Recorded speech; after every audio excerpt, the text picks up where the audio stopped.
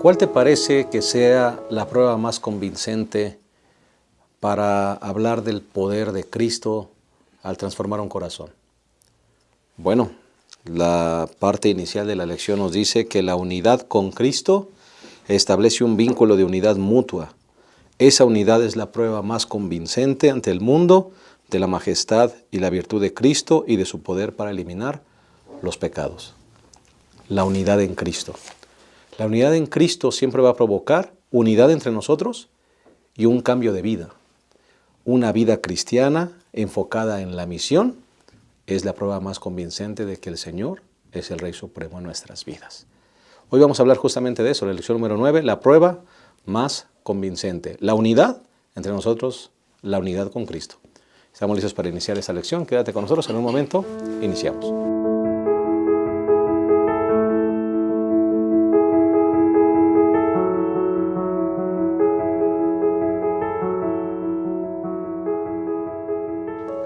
Agradecemos a Dios la oportunidad que nos da de estar reunidos una vez más para iniciar este repaso de la lección. Hoy estudiaremos la lección número 9, la prueba más convincente. También nos da mucha alegría el tener a invitados, el pastor Isidro López y el pastor Abraham Ramírez. Gracias por estar con nosotros. Es un placer. Esta semana vamos a estudiar una lección que es trascendente en lo que tiene que ver con la iglesia y el estilo de vida que lleva a la unidad. Hablaste hace un instante en la introducción de que uno de los aspectos más importantes es esa forma de vida cotidiana que al final se traduce en el poder de Dios que está actuando en esa vida cristiana y además en la misión que la iglesia efectúa, ¿no? Me parece que va a ser, hermanos, no se pueden perder esta lección realmente. Claro que sí, muchas gracias. Pastor Abraham. Sí, pastor, la semana pasada vimos las doctrinas que nos unen, que nos distinguen de los demás y nos unen en una sola fe. Ahora vamos a ver cómo se pueden vivir esas doctrinas y el producto que se va a ver en la vida de cada uno de los cristianos que creen en esto y que lo practican. Porque podemos tener un mensaje muy bonito, pero no vivirlo. Pero no vivirlo, ni que haga un cambio en nuestras vidas. Así que de eso se trata esta lección. El bosquejo que vamos a seguir son 3 sencillos puntos, así como está la lección.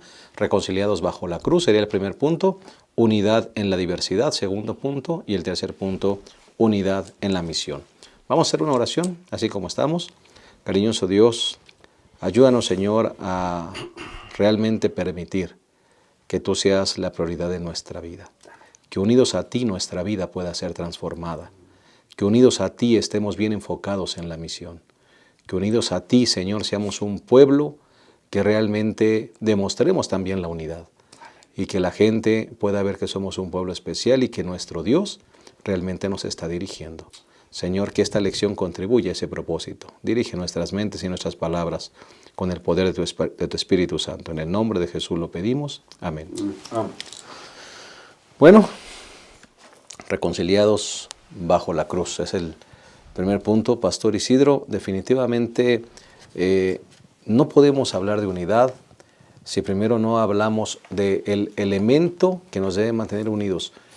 Todos bajo la cruz, Pastor, somos exactamente igual porque tenemos la misma deuda y la misma necesidad de salvación. ¿Qué punto tan importante? Sí, esto es súper importante porque esto nos lleva a entender una cosa. La unidad no es producto del esfuerzo humano. Uh-huh. La unidad en la iglesia es producida por un acto divino que tiene que ver con la muerte de Jesús en la cruz del Calvario. Entonces, ¿qué pasa cuando todas las personas nos acercamos a la cruz? Bueno, vemos en la cruz colgado a nuestro Señor y Salvador Jesucristo y lo vemos morir, todos lo vemos morir por nuestro pecado personal. Entonces esto se convierte en un asunto que tiene que ver en una relación solamente entre la persona y el sacrificio perfecto que está pendiendo de la cruz. Entonces no importa qué tanta perfección yo crea que tengo, me acerco a la cruz y de pronto veo a Jesús colgado allí, que es perfecto, y digo, pero ¿qué hicimos? Y cuando me pregunto qué hicimos, entonces tengo que decir, Señor, has muerto por mi pecado. Y en ese momento, fíjense bien lo que sucede, desaparecen todos los que están a mi alrededor, porque mi encuentro es con el resucitado. Pero una vez que lo veo, y veo ahora, vuelvo a ver a todas las personas que me rodean, digo, todos estamos reconociendo exactamente lo mismo aquí, bajo la cruz. Aquel tiene más estudios que yo, pero bajo la cruz también reconoce que es un pecador y que su intelectualidad no tiene nada que ver con la salvación. Aquel habla otro idioma diferente al mío, pero bajo la cruz su idioma y el mío tienen un mismo lenguaje. La cruz le perdona a él y me perdona a mí. Aquel es de un país diferente, de una raza diferente, pero bajo la cruz no estamos viendo esas diferencias, sino que estamos viendo que él y yo nos salvamos de la misma manera. Bueno, bajo la cruz de pronto nos vemos todos iguales y entonces decimos, podemos ser unidos, porque la cruz nos atrajo a todos y aquí estamos unidos bajo la cruz. Por eso es que reconciliados bajo la cruz quiere decir que todos estamos unidos reconociendo exactamente lo mismo. Los rayos de una bicicleta, de una llanta de bicicleta, pueden ser una buena ilustración. Mientras estamos separados, ¿verdad? Estamos alejados del eje, pues nos vemos todos diferentes, ¿no? Sí. Vemos las diferencias de profesión, cultura, educación, forma de pensar, idiomas, pero cuando nos unimos al eje, que es Jesús, bajo la cruz, como decía el pastor Isidro atinadamente, ahí todos nos vemos iguales, valemos lo mismo, tenemos la misma necesidad y el Señor nos reconcilia. Sí, pastor, la cruz tiene una fuerza de atracción magnífica, ¿no? Cuando una persona que también de esa manera trabaja el Santo Espíritu, cuando una persona se da cuenta de su necesidad de salvación, cuando una persona se da cuenta de la necesidad de perdón, pues va a la única fuente de salvación y de perdón, que es Cristo Jesús. Y entonces no importa de qué nación es, necesito salvación y me acerco a la fuente de salvación.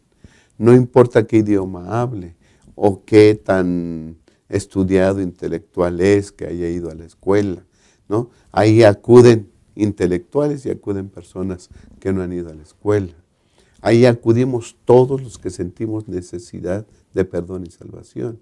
La cruz tiene una fuerza de atracción espectacular. ¿Quiénes acuden a ellos? Los que sienten su necesidad de salvación. Y desde ese momento Jesús ya nos une en nuestra necesidad. Pero también nos une en que todos creemos que Jesús es el único que nos puede salvar, porque no hay otro nombre debajo del cielo en el cual podamos ser salvos, sino en Cristo Jesús. Así que nos une nuestra necesidad, nos une nuestra fe en Él, ¿sí? Y nos une en que todos somos ex pecadores en el nombre de Cristo Jesús. Por eso el Señor Jesús en San Juan 12, ¿verdad? Dice, versículo 32, y cuando yo sea levantado de la tierra, a todos atraeré a mí mismo. Dios nos quiere atraer a todos. Su deseo es que todos respondan a ese llamado, pero también nos dio libertad de escoger. Y solamente los que aceptemos ese plan de salvación que Él ha dictado, entonces nos unimos ahí en la cruz. Sí, por eso es que tenemos que recordar cuánta razón tenía Caifás. En San Juan capítulo 11, versículo 49 en adelante, él justamente nos recuerda esto. Dice, entonces Caifás, quien era sumo sacerdote de aquel año, les dijo, vosotros no sabéis nada. ¿A poco no es? Me parece que es tremendo, Caifás. Vosotros no sabéis nada. Y después agrega, ni os dais cuenta de que conviene que un hombre muera por el pueblo y no que toda la nación perezca. Es decir, ustedes no saben nada. Una persona que no está bajo la cruz, podemos decir que no sabe nada. Y entonces él agrega, si ni os dais cuenta de que conviene que un hombre muera por el pueblo y no que toda la nación perezca. Pero esto dijo después el versículo 59, uno no lo dice de sí mismo, sino que como era el sumo sacerdote de aquel año, profetizó que Jesús había de morir por la nación. Pero luego agrega, y no solo por esa nación, sino también para reunir en uno a los hijos de Dios que están dispersos. Si eres hijo de Dios, no importa dónde estés, cuando miras a la cruz, tienes que aceptar que es el punto de unión, porque nunca te vas a creer superior a nadie. Eso todos lo tenemos que entender. Al pie de la cruz nadie es superior a nadie. Nadie piensa más, nadie razona más que los demás. Al pie de la cruz todos aceptamos que hay un solo Salvador, Cristo Jesús. Y cuando nosotros estamos al pie de la cruz, entonces nos damos cuenta que para poder ser aceptados como hijos de Dios, bueno, tenemos que pasar por el bautismo, ¿verdad? Porque eso es algo normal. Ok, yo acepto, Señor, que aquí yo encuentro perdón. ¿Qué tengo que hacer? Bautízate. Pues me bautizo y entonces acepto a través del bautismo la muerte expiatoria de Jesús. Y eso, ahora, ¿qué trae? Un Padre común, porque a todos los que le recibieron y a los que creen en su nombre les dio potestad de ser hechos hijos de Dios, dice San Juan 1:12. Y entonces ya quedó todo eso. Acepto que tenemos un Salvador común, y el Salvador común es Cristo Jesús. Por eso es que al pie de la cruz todos tenemos que aceptar que Jesús es el punto de unión. Y esto nos lleva a que hablemos un poco de que en la cruz todos nos reconciliamos con Dios, porque Dios nos reconcilió. Romanos capítulo 5, que en otra lección lo mencionamos, tiene un gran asunto a partir del versículo número 10, capítulo 5, 10 de Romanos. Dice, si cuando éramos enemigos fuimos reconciliados con Dios por la muerte de su Hijo, mucho más estando ya reconciliados seremos salvos por la vida. Es decir, el estar todos bajo la cruz, nosotros aceptamos el poder de Dios, pero estar todos bajo la cruz significa ahora que todos tenemos acceso a la vida, a la salvación. Por eso es que lo dice el apóstol San Pablo. Dice, y no solo esto, sino que también nos alegramos en Dios por el Señor Jesucristo, por medio de quien hemos recibido ahora la reconciliación. Así que bajo la cruz todos estamos unidos porque todos hemos sido reconciliados con Dios. Así que nadie es más ni nadie es menos. ¿Quién nos reconcilió? Dios nos reconcilió, no nos reconciliamos unos a otros, aunque Dios nos ha dado el ministerio de la reconciliación. Ahora, pastor, este reconocimiento que hacemos de que la cruz nos deja en una misma posición a todos, nos debe llevar también a amarnos unos con otros, Claro. a soportarnos unos con otros. Porque dice aquí, Juan 13:35, en esto conocerán que sois mis discípulos, en que os amáis los unos a los otros. Eso es unidad, pastor. Sí, pastor. En la iglesia hay unidad, porque Dios da elementos para que tengamos unidad. Solamente hay que vivirlos. Efesios 4 y 5 dice, hay un solo cuerpo, una sola iglesia y un solo espíritu, como también fuisteis llamados a una misma esperanza de vuestra vocación. Un Señor, una fe, un bautismo, un Dios y Padre de todos. Los que estamos en la iglesia estamos unidos porque tenemos un solo Padre, un solo Dios, un solo Salvador. Entonces ya hay unidad. Vivamos esa unidad. ¿Sí? Cuando entramos a la iglesia a través del bautismo, como dijo el pastor, entonces cualquier barrera es derribada. Ya no hay gentil, ya no hay judío, ¿verdad? No importan las etnias, no importan las razas, no importan los idiomas, no importa el estatus social. A mí me gusta porque en la iglesia, en la misma banca, se siente el que tiene muchos recursos, rico, y se siente el pobre, el que tiene pocos recursos. Se sientan en la misma banca una persona de un país que otro país. Una persona de tez blanca, una persona de tez morena. En la iglesia no existen barreras, o no debieran existir barreras, si es que vivimos la unidad que Dios propone. Entonces debe haber unidad entre nosotros, ¿sí? Porque una vez estuvimos lejos de Dios, pero ahora hemos sido reconciliados, y todos somos reconciliados y debemos de vivir unidos. ¿Okay? Dios nos invita a que también nos da el ministerio de la reconciliación. Es decir, debemos predicarle a otros que hay un Dios que nos une y que nos lleva a una relación armoniosa. Ven, vive así de esta manera. ¿Verdad? Que la gente se dé cuenta que que en la iglesia hay armonía para que ellos también quieran venir. Y cuando surjan las diferencias, pastor, corre a Jesús Sí, Cuando surgen sí. las diferencias entre nosotros, porque van a existir diferencias de opinión, de pensamientos, corre Jesús, porque ese es el Exacto. punto de encuentro. Sí. Ahí volverás a reconocer cuál es tu valor, ¿verdad? Así es. Y entonces de ahí podemos partir nuevamente. Sí, claro, porque la lección enfatiza que la iglesia está compuesta por personas que una vez estuvieron alejadas de Cristo. O sea, así que por eso decimos, la cruz es como un imán, ¿verdad? Aquí está la cruz en el centro, es el imán. Ahora, ese imán es muy interesante porque ese imán atrae a pecadores, a personas que estaban alejadas de Dios, las atrae y ahora las une. Pero además de eso, la iglesia es el pueblo que Dios reconcilió con Él. Y finalmente es a través de ese ministerio de reconciliación que la iglesia indica al universo que realmente el plan de la redención es real y es poderoso. Es decir, el plan de salvación tiene un poder extraordinario, y además de que tiene un poder extraordinario, lo que dice este asunto es que el plan de salvación fue hecho para cumplir un propósito y es efectivo, tiene eficacia, y como tiene eficacia, hombre, podemos confiar en este plan sin ningún problema.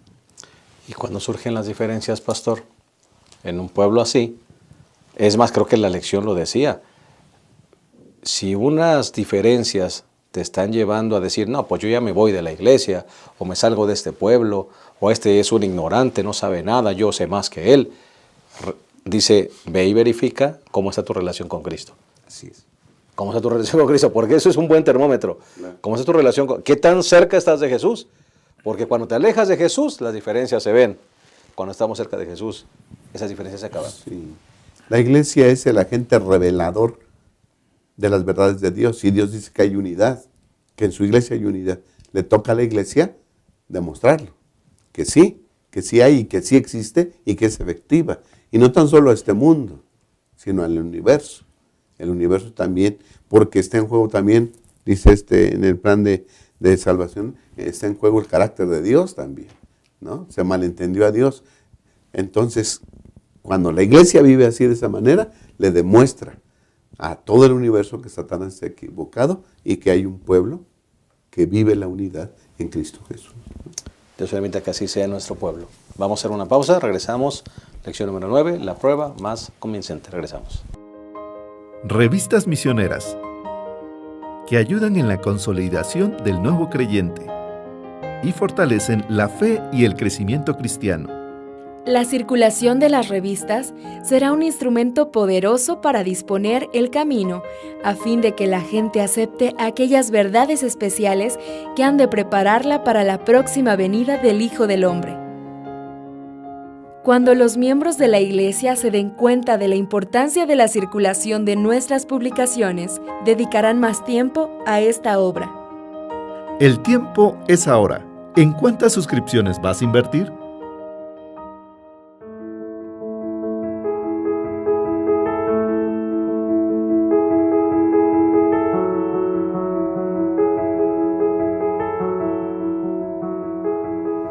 Estamos de vuelta, estamos analizando la lección número 9, la prueba más convincente. Ya analizamos el primer punto, reconciliados bajo la cruz. Ya dijimos que bajo la cruz no hay títulos, no hay idiomas, no hay razas, no hay colores.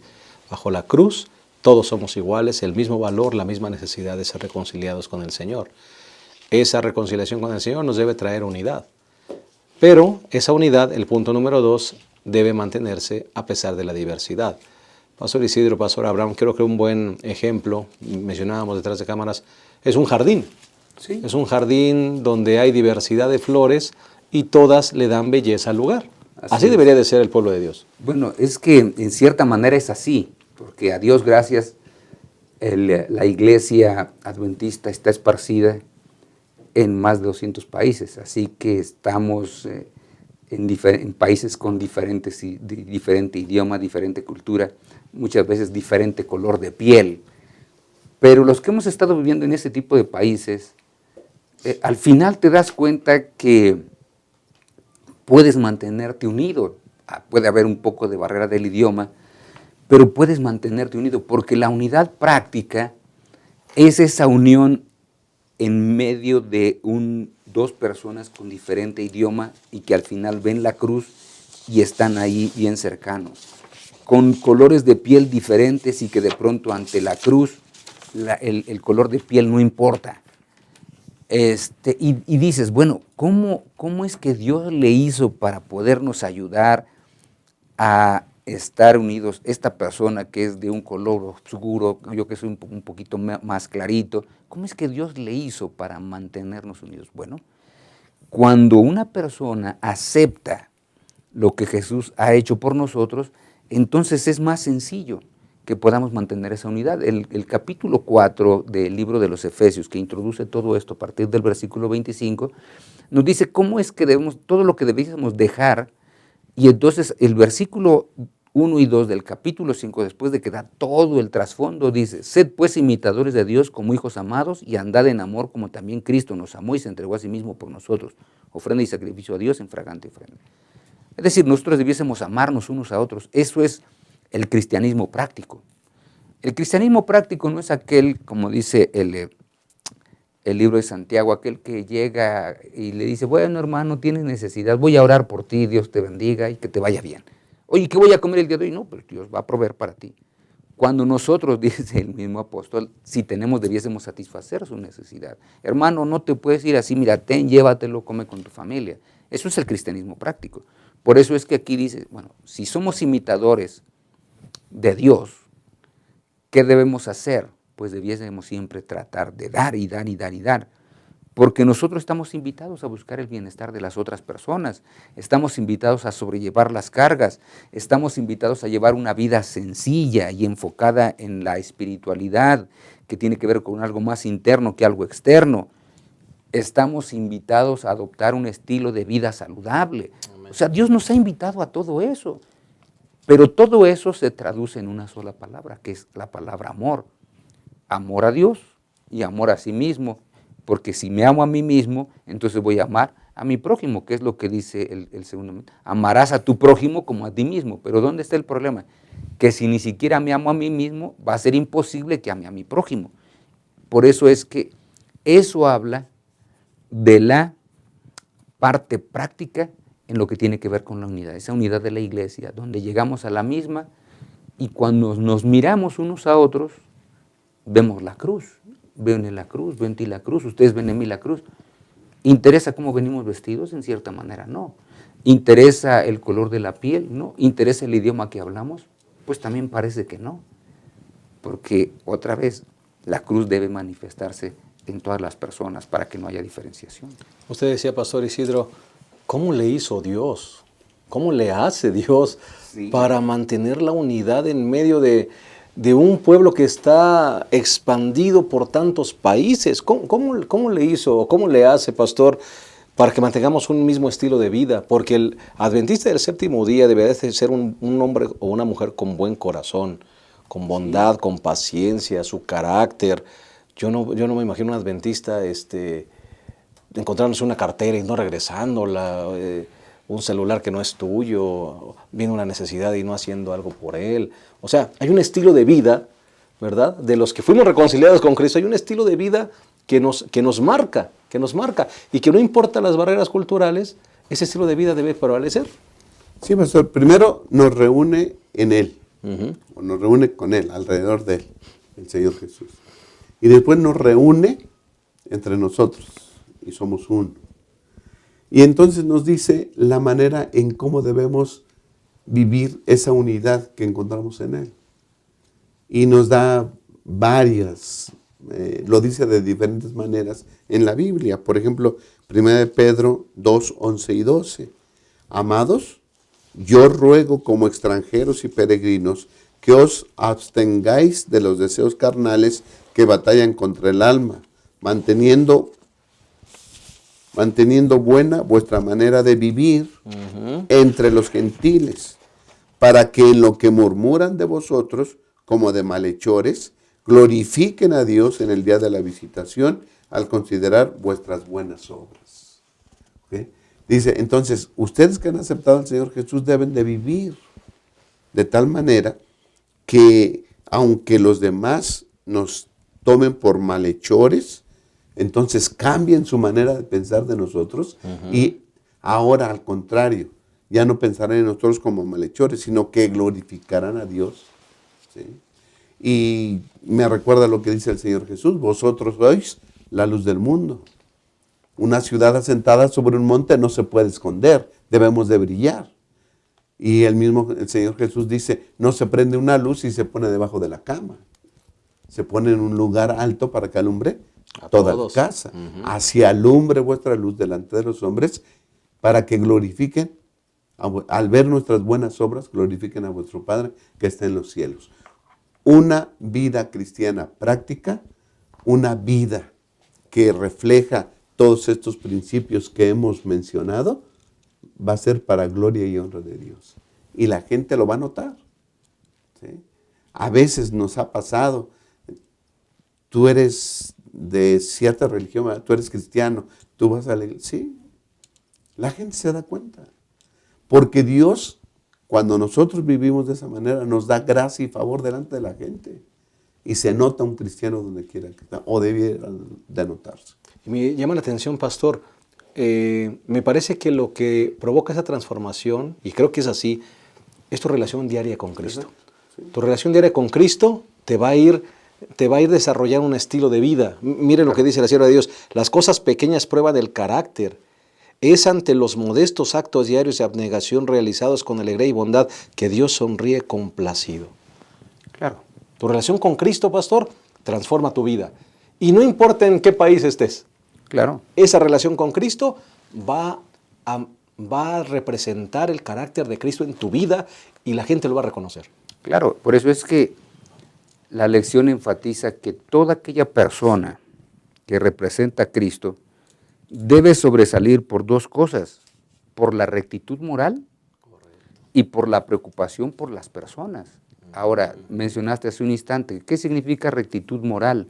Rectitud moral significa reconocer que todo lo que poseo tiene un dueño, que es Dios, eso es lo primero. Pero también rectitud moral significa realizar acciones externas que las personas noten y digan, oye, esa persona es honesta en todo. Y aunque a veces te cueste ser honesto, porque la sociedad dice que si tú te encuentras en una bolsa con 10,000 pesos o 20,000 pesos y trae la fotografía del dueño, etcétera, trae todo lo que tú necesitas para poderlo devolver, a veces la sociedad dice, bueno, ya te lo encontraste, ya es tuyo, sácalo y ve y tira la cartera y nadie se va a dar cuenta. El cristiano es tan recto moralmente que dice, bueno, Dios me está viendo. Así es. Y como Dios me está viendo, cojo eso y lo llevo a su dueño. Y si alguien me dice, ¿y por qué lo trajiste? Pues porque no es mío, es tuyo, tiene un propietario.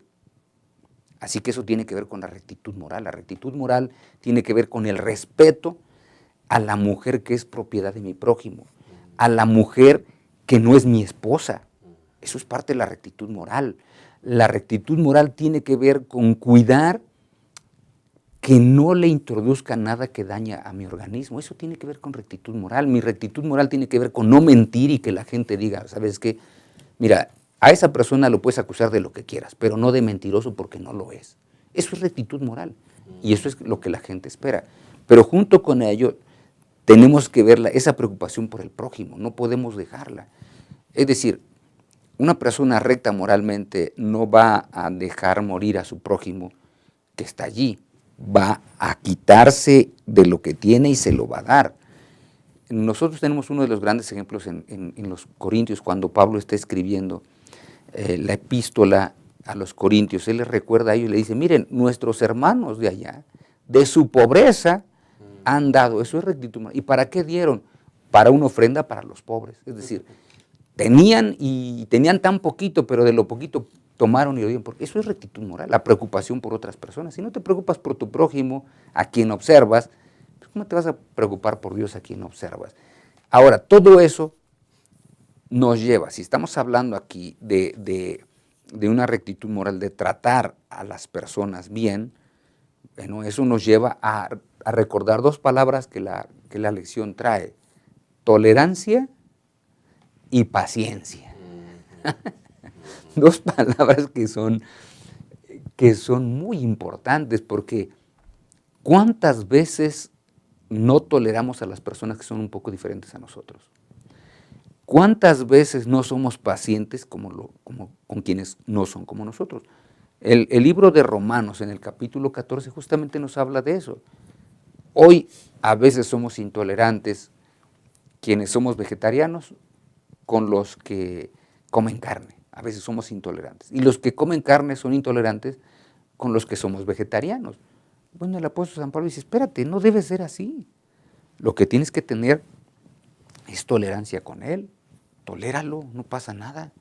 El hecho de que él sea vegetariano y el hecho de que tú comas carne, al pie de la cruz no sirve de nada. Ni le da más méritos a él, ni te da más méritos a ti el que no la consumas. Simplemente es un estilo de vida lo que está haciendo la diferencia. Pero ni tú lo condenes de que él no come carne, por lo tanto, él solamente come hierbitas y cosas de esas, ni tú lo condenes porque aquel come carne y porque no puede dominar su apetito, porque en eso al final nos convertimos en un tremendo problema. Y eso es lo que está hablando el apóstol San Pablo en el capítulo número 14. Dice uno de los primeros pasajes que justamente tiene aquí el capítulo 14, dice, recibid al débil la fe, pero no para contender sobre opiniones. Es decir, no me voy a pelear con él, ni voy a decirle, mira, los últimos estudios indican que las personas que comen carne, para condenarlo. O no le voy a decir, mira, la mera verdad es que pues los que no comemos carne tenemos más discernimiento, para condenarla. Dice Pablo, esas son opiniones. Y todas las opiniones personales al pie de la cruz salen sobrando. Por eso es que el autor de la lección me parece muy atinado como empieza la lección.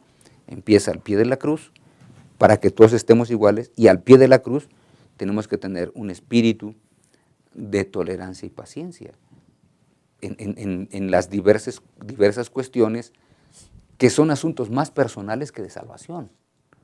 Porque el comer carne o no comer carne no es de salvación, es un estilo de vida. Porque la salvación viene de Cristo Jesús, así que no tiene nada que ver. Los alimentos de los cuales habla Pablo aquí, ofrecidos a los ídolos, son otra cosa. Bueno, nosotros aquí en México, quizá para que nuestros hermanos de otros países nos entiendan, aquí el famoso cuando llamamos el Día de los Muertos, se hacen ofrendas diferentes, ¿no? Y muchas personas a veces en esos altares dedicados a los difuntos colocan tamales, colocan fruta, colocan bebidas. Bueno, y a mí, por ejemplo, si yo llegase a una casa donde está ese altar y me ofrecen un tamal o una comida de las que están ahí, yo pensaría, híjole, esto fue ofrecida a los muertos, ¿será que me la como o no me la como? Y habrá personas que digan, bueno, pero los muertos están, así que nadie vino, pues me la voy a comer sin ningún problema. Bueno, pero si para mí es problema, ¿qué cosa? No voy a condenar a aquel otro que se está comiendo eso. Eso es de lo que está hablando el apóstol San Pablo. Tolerancia y paciencia, ¿no? Claro. Qué palabras tan fáciles de decirlas, tan complicadas de vivirlas. Sí, estoy de acuerdo ahí en cuando dice el pastor, porque no hay que contender, no hay que estar ahí enojados por cuestión de opiniones. Tú piensas de esta manera, tú opinas de esta manera, yo opino de esta manera. No es cuestión de salvación, entonces no hay por qué estar discutiendo. Y dice, la paciencia que se manifiesta en momentos de enfado, una vida disciplinada en medio de la tensión y los conflictos, un espíritu gentil en respuesta a la impaciencia y las palabras duras, son marcas del Espíritu de Jesús que estamos invitados a emular. Amén. ¿No? Cuando todo parece desordenado, cuando otra persona está enfadada y diciendo palabras que también nos debieran enfadar a nosotros, paciencia. Todo eso es resultado de una obra divina, no es resultado del esfuerzo humano.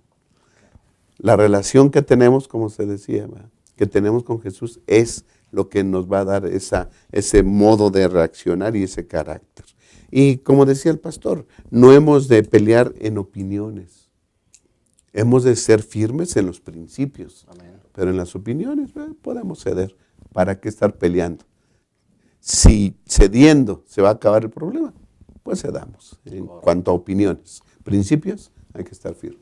Con este pensamiento vamos a hacer una pausa. Lección número 9, la prueba más convincente. Y en un momento regresamos.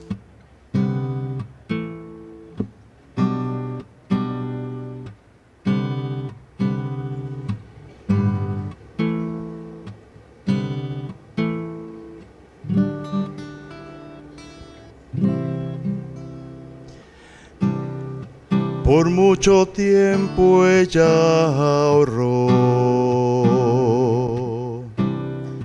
mucho dinero y compró vaso de alabastro, frasco de puro amor, para ungir a su Señor. Fue en Betania al cenar. Ella llegó, nadie la vio. Se arrodilló junto a Jesús y el vaso quebró. Y el perfume se esparció. Yo soy un vaso de alabastro. Soy el perfume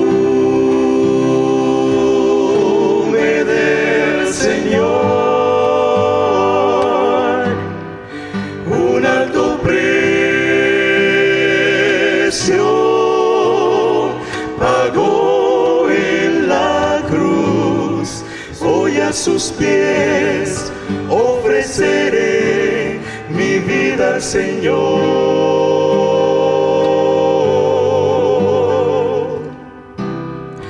Clama a Dios el corazón, envuelto en nubes de maldad. Hoy en el cielo mi clamor, me cansé de caer. Úngeme con tu gran poder. Yo soy un vaso de alabastro. Soy el perfume del Señor. Un alto precio pagó en la cruz. Hoy a sus pies ofreceré mi vida al Señor. Cuando te desprecie el mundo y no encuentres la salida, mi vida fragante te llevará a los pies del Señor. Yo soy un vaso de alabastro. Soy el perfume del Señor. Un alto precio pagó en la cruz. Hoy a sus pies ofreceré mi vida al Señor.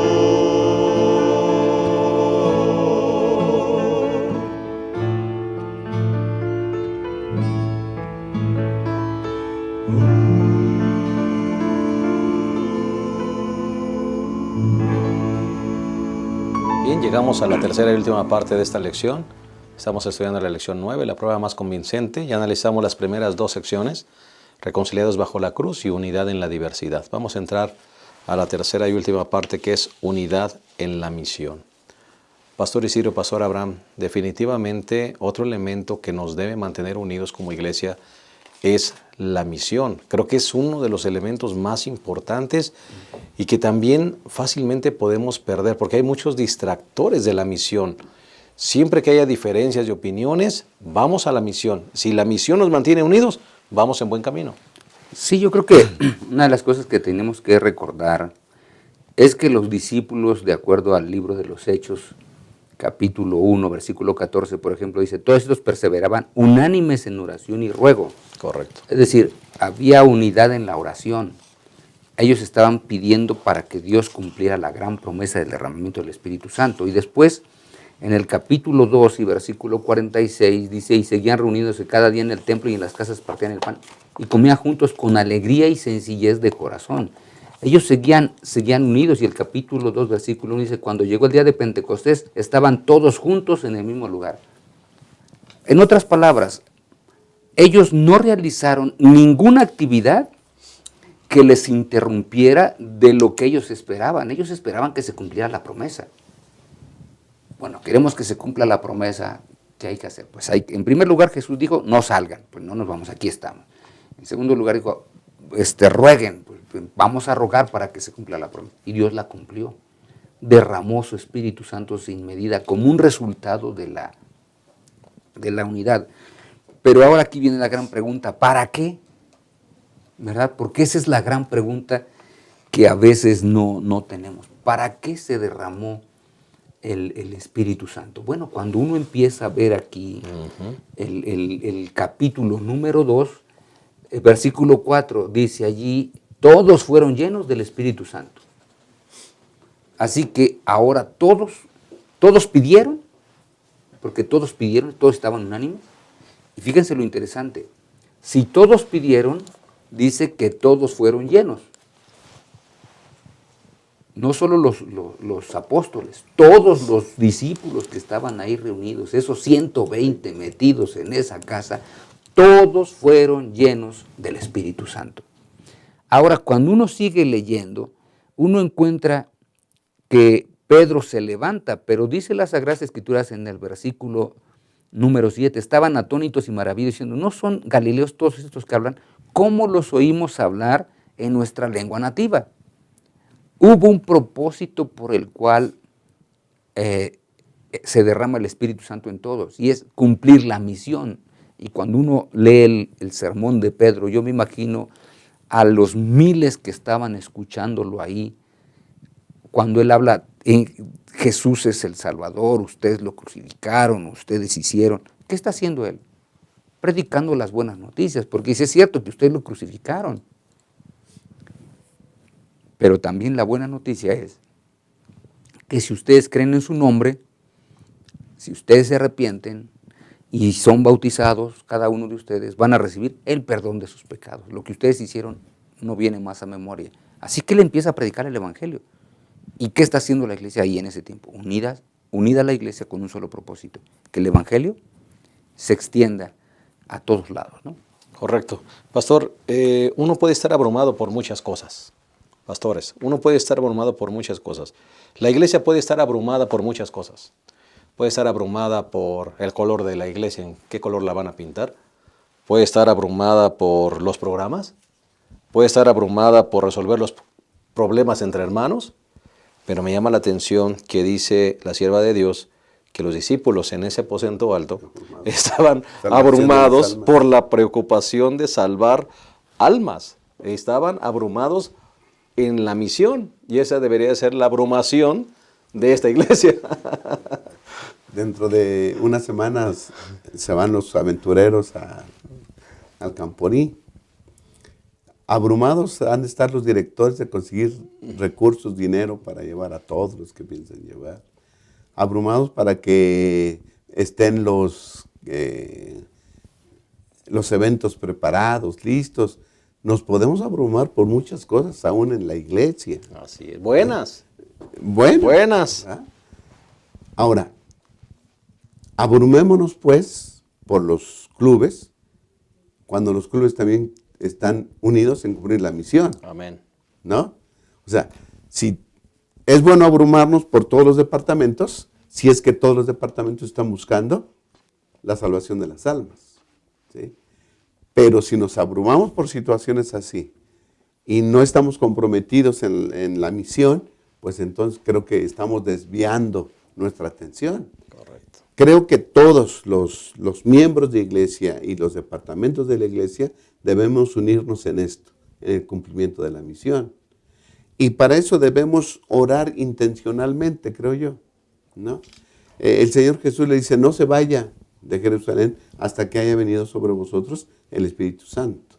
Y dice que ellos se unieron y sintiendo esa abrumación por la salvación de las almas, pedían el único medio, la única manera de salvar a las almas, que es la presencia del Espíritu Santo. Así que oraban por la unción del Espíritu Santo. Hay que orar intencionalmente. Señor, danos tu Santo Espíritu, lo necesitamos.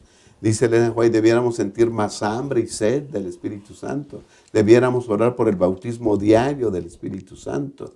Así que entonces, a mí, las notas que ponen aquí, marqué algunas palabras. Dice que clamaban, demandaban, y la comunión entre los discípulos y la intensidad de sus oraciones, ¿sí? Dice, los prepararon para esta experiencia trascendental del Pentecostés. Es decir, no hay que orar, hay que clamar, hay que demandar, ¿sí? Con mayor intensidad de lo que estamos haciendo ahora, creo yo. Y orar intencionalmente, Señor, danos tu Santo Espíritu, lo necesitamos. Y dice Elena White, si este es el único medio por el cual esta bendición del Espíritu Santo traerá con él en su estela todas las demás bendiciones, ¿por qué no orar más por ello, no? Sí, yo creo que nosotros tenemos que recordar cómo estaban los discípulos antes, el antes y el después. Antes de Pentecostés y antes de que estuvieran unánimes, ellos andaban peleando a saber quién era el mayor. A ver, pues ¿sabe quién es el mayor? Bueno, pues Judas decía, pues el mayor soy yo, tengo mayor preparación, tú eres apenas un pescador. Yo me imagino a Mateo diciéndole, espérate, yo soy contador público, ¿por qué crees que yo estaba sentado en la mesa de los tributos? Yo sabía llevar las cuentas, es que a mí no me puedes ningunear. Y me imagino también por ahí Simón Zelote decía, espérense, yo realmente quiero que haya un cambio, por eso es que estoy dentro de este grupo. Y unos sintiéndose más, otros sintiéndose menos. Pero después de que se unen en oración, la lección dice, bueno, antes se criticaban mutuamente, hoy dejaron de criticarse, porque a Pedro nadie le recuerda que negó al maestro. Y nadie le dice, a ver, Pedro, ¿tú qué haces ahí predicando? Aquí, bájate, el sermón lo voy a dar yo, porque acuérdate que tú negaste a Jesús. Tampoco le dijeron a Tomás, Tomás, ¿te acuerdas cuando el Señor resucitó y que llegó ahí al grupo? Tú no creíste. Y que tú dijiste, no, hasta que yo lo vea y ponga mi dedo, entonces voy a creer. Oye, Tomás, tú no tienes derecho aquí a andar predicando el Evangelio. O, ¿sabes qué? Santiago y Juan, ¿se acuerdan que ustedes no tan solo le dijeron a la mamá que viniera y pidiera el puesto, sino que además un día se acuerdan que dijeron, Señor, que caiga fuego del cielo sobre estos que no te quisieron aceptar? O, ¿sabes qué, Mateo? Pues acuérdate, tú eras uno de los más despreciados, un recolector de impuestos, robabas el dinero descaradamente. Bueno, no encontramos ninguna queja. Ellos ahora cuando se vieron ahí en oración, y cuando se levantaron de la oración, dijeron, ocurrió un milagro. El Señor a todos los transformó. Les dio un corazón tan diferente que nadie se acordó del pasado negativo, Amén. Sino que ahora todos vieron lo que Dios podía hacer a través de ellos. La misión que hay que cumplir, hay que predicar el Evangelio, hay que extender el mensaje de que Jesús es el Salvador. Eso es lo importante. Por eso es que es grandioso cuando uno lee las Escrituras, viene el derramamiento del Espíritu Santo, y ellos no andan presumiendo, ¿saben qué? Ya tenemos el Espíritu Santo. Ellos se ponen a predicar el Evangelio, porque esa es la parte importante. La iglesia tiene que predicar el Evangelio, y hay a veces ciertos grupos que están inmersos en la iglesia y que se ponen a criticar. Si en lugar de criticar, esos grupos también participaran en la predicación del Evangelio, habríamos más personas predicando el Evangelio, pero a veces la iglesia en esas actividades que tiene que realizar, a veces tiene que realizar actividades de andar apagando fogatas que alguien levanta, porque ahora de pronto no creen en una cosa y vienen y lo dicen, y hay hermanos que lo creen, y tiene que dedicar tiempo la iglesia para tratar de decir, miren, eso no es lo correcto es esto que dice la Sagrada Escritura, y nos desviamos porque estamos ocupados en tratar de demostrar que la doctrina que creemos es correcta y no en predicar el Evangelio. La iglesia del Pentecostés nos enseña, la unidad debe venir para cumplir la misión. ¿Por qué? Porque todos queremos ir a casa. Eso es el asunto básico que justamente nos recuerda aquí. Así que la gran pregunta es, ¿cómo terminamos la misión? Y el Espíritu Santo, bueno, Dios dice, ahí tienen el derramamiento del Espíritu Santo. Ahora con eso van a poder terminar la misión. Pastor Abraham, distractores de la misión. Pueden ser programas, pueden ser problemas, pueden ser diferencias de opinión, grupos disidentes que uno trata de apagar fuegos, dice el pastor, y es cierto. ¿Cuántos distractores no Satanás va a sembrar dentro del pueblo de Dios para que coloquemos nuestra mirada en donde justamente no debe de estar? Yo agregaría los que se dijeron ambiciones personales, ¿no? Que era lo que tenían los discípulos antes de quién iba a ser el mayor en el reino del Señor Jesús. Y a veces, desafortunadamente, se ven en las iglesias también ambiciones personales. Dejemos todo eso. Pidámosle al Señor, clamemos al Señor que derrame su Santo Espíritu para que nos santifique primero y luego nos habilite, nos capacite para predicar el Evangelio. Dice la nota aquí de Hechos de los Apóstoles en la página 39, que mientras más se acercaban a Jesús, más veían sus deficiencias y dejaron las diferencias entre ellos, porque sabían que Jesús había perdonado sus tantas deficiencias y esto les dio coraje para seguir adelante. Sabían que lo que Jesús había hecho por ellos en su vida, sabían que la promesa de la salvación se encontraba en Él, y así la ambición de los creyentes era revelar la semejanza del carácter de Cristo y trabajar para el engrandecimiento de su reino. ¿Sí? Ya no era una ambición personal. Ahora lo que ambicionaban ellos ahora era predicar el Evangelio y que muchas almas se salvaran. Amén. Debemos buscar con humildad, yo creo, esa experiencia también ahora en nuestras iglesias, ¿no? Y Dios quiera que lo que sucedió en el Pentecostés se pueda reproducir, repetir en nuestras iglesias. Yo creo que cuando se dejan a un lado las diferencias, entonces podemos pensar en la misión. Porque ya no vamos a ver qué tan diferentes somos, sino cómo podemos terminar la misión en el siglo XXI. Ese me parece que es el asunto. Así que tenemos que dejar obligatoriamente de lado nuestras diferencias. Ninguno porque vive en un país de primer mundo es más, ni es más aquel que vive en un país en desarrollo o aquel que vive en un país que está de plano muy retrasado en muchas cosas. No, otra vez volvemos. Al pie de la cruz todos somos iguales. Al pie de la cruz nos damos cuenta que hay que hablar del crucificado a todo el mundo, diciéndole, hay redención para ustedes en Cristo. Así como yo la encontré, te invito a que la encuentres. Pero el asunto es, ¿tenemos que estar unidos en este siglo XXI? Sí, en el cumplimiento de la misión. Amén. Que así sea. Hemos llegado al final de nuestra lección 9, la prueba más convincente, que realmente la prueba más convincente es que el Señor nos mantenga unidos y nos mantenga enfocados en la misión. Vamos a terminar con unas palabras finales de los que componemos esta mesa, comenzando con el pastor Isidro. Gracias. Hermanos queridos, yo solamente les invito a que todos vayamos al pie de la cruz y que cuando estemos ahí podamos decirle, Señor, gracias, porque cuando llego aquí al pie de la cruz tengo la certeza de que me has perdonado. Y Señor, ayúdame a hacer todo lo posible por mantener la unidad en la predicación del Evangelio. Muchas gracias. Pastor Abraham. Sí, pastor. La unidad se encuentra en Cristo. Acudamos a Él, tengamos una relación personal con Él, para que el milagro de la conversión se lleve a cabo en nosotros y que ya todos convertidos, ¿verdad?, unidos en Cristo, se pueda ver unidad. Unidad en acción, unidad en un estilo de vida y unidad en el cumplimiento de la misión. Creo que Él le daría mucho gozo al Señor ver a su iglesia unida, cumpliendo la misión. Muchas gracias, pastor. La sierva de Dios dice, a medida que se acercaban a Dios, dejaban a un lado sus diferencias personales. Queridos hermanos, si nuestras diferencias personales son más grandes que nuestra unidad y que nuestro gozo por predicar el Evangelio, posiblemente estamos muy lejos de Jesús. Que Dios nos ayude a pensar en dónde está nuestra relación con Cristo, que se está manifestando en la falta de unidad. Que Dios nos mantenga unidos y enfocados en la misión. Lo esperamos la próxima semana en un repaso más de nuestra lección. Que Dios les llene de ricas y abundantes bendiciones.